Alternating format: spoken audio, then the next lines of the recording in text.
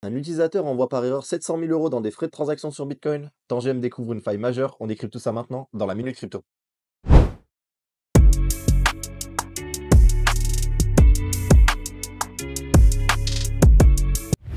Bienvenue dans ce nouvel épisode de la Minute Crypto, votre rendez-vous journalier pour tout comprendre sur l'univers des cryptos en moins de 15 minutes. Aujourd'hui, on a du très lourd, alors installez-vous bien, c'est parti. Un utilisateur a fait une énorme erreur en envoyant 8,18 Bitcoin, environ 777 000 dollars en frais de transaction le 19 décembre.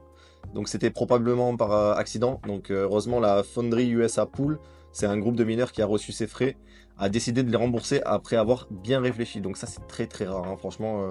En fait, ceux qui minent reçoivent les bitcoins qu'ils arrivent à miner en résolvant les calculs mathématiques très complexes de la blockchain Bitcoin à l'aide de leurs mineurs. Et ils reçoivent en même temps les frais de transaction sur ce même bloc. Et là, du coup, c'est eux qui ont reçu les frais de transaction que par erreur cet utilisateur a payé. Et du coup, par erreur, payer 8 bitcoins, ça fait mal. Et ils ont précisé qu'ils évaluent ce genre de situation au cas par cas. Ça signifie qu'ils remboursent pas automatiquement toutes les erreurs. C'est pas la première fois qu'un gros pool de minage rend de l'argent après une erreur.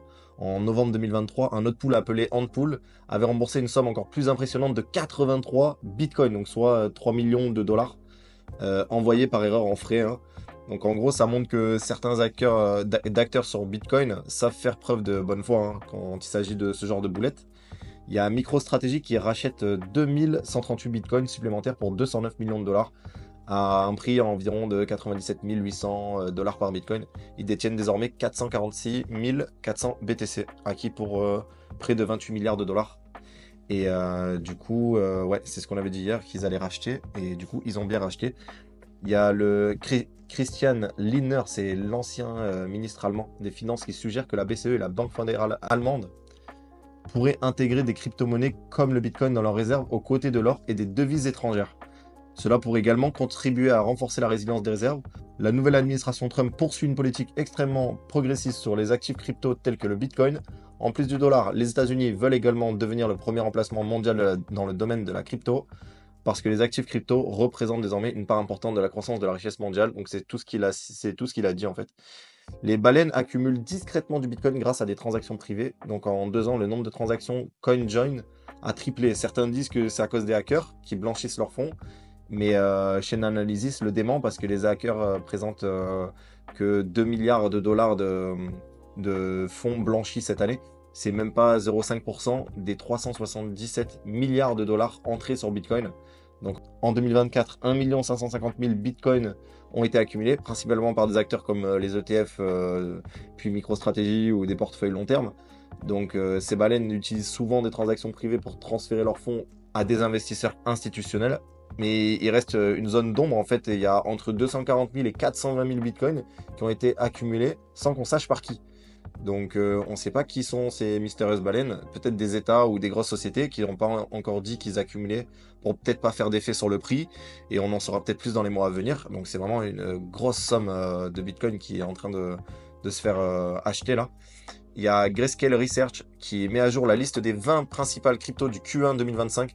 Donc pour ceux qui l'ignorent, Grayscale, c'est une société d'investissement américaine spécialisée dans les actifs numériques, et principalement le Bitcoin et d'autres crypto-monnaies. Le top 20 représente un ensemble diversifié d'actifs dans les secteurs de la crypto qui, à notre avis, ont un potentiel élevé au cours du prochain trimestre. Donc là, je cite les mots de Grayscale. Leur top 20 serait Bitcoin, Ethereum, Solana, Chainlink, Sui, Uniswap, Hyperliquid, AAV, Bitansor, Ethena, Optimism, Virtual Protocol, Lido, Helium, Arweave, Jupiter, Aerodrome, Akash Network, Jito et Grass.